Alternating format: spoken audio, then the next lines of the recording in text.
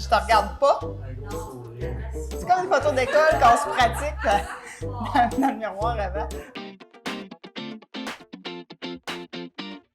Une cuisine, ça fait tellement partie intégrante de notre maison qu'on n'est pas conscient de tout ce qui se cache derrière son apparence. Mais concrètement, une cuisine, c'est fait de quoi? C'est ce qu'on va découvrir ensemble aujourd'hui.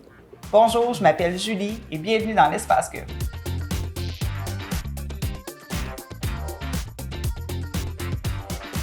Au-delà du visuel, une cuisine, c'est un assemblage réfléchi de pièces et de meubles que l'on appelle caissons. Caisson porte, caisson tiroir, caisson ouvert et parfois même un assemblage de tout ça dans une même unité. Dans l'industrie, il y a plusieurs épaisseurs de caissons disponibles, de 1/2 pouce à 3/4 de pouce. En règle générale, le standard, c'est 3/4 de pouce d'épais. Une autre chose qui est importante, c'est le dos du caisson. Ça va avoir toute une incidence sur la résistance à long terme de votre armoire. Idéalement, on va y aller avec un dos aussi épais que le caisson. Les portes d'armoire sont fixées au caisson par un système de charnières. C'est même possible d'avoir des charnières avec un système d'amortisseur pour éviter des claquements. Les tiroirs, eux, ouvrent grâce à un système coulissant.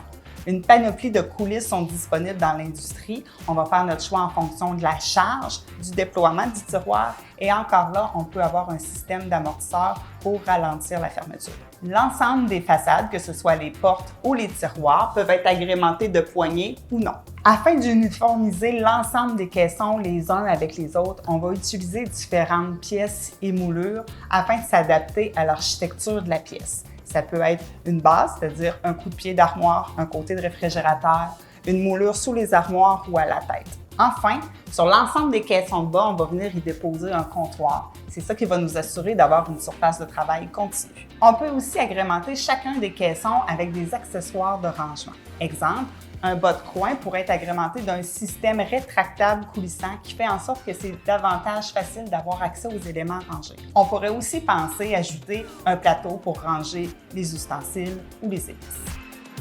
Au final, les armoires de cuisine, c'est un assemblage de meubles où chaque caisson va être adapté à l'architecture des lieux, au nombre de l'industrie, mais surtout aux besoins de son utilisateur. J'espère que ça vous a plu. Pour davantage d'informations, je vous invite sur l'Espace Cube. C'était Julie, à bientôt!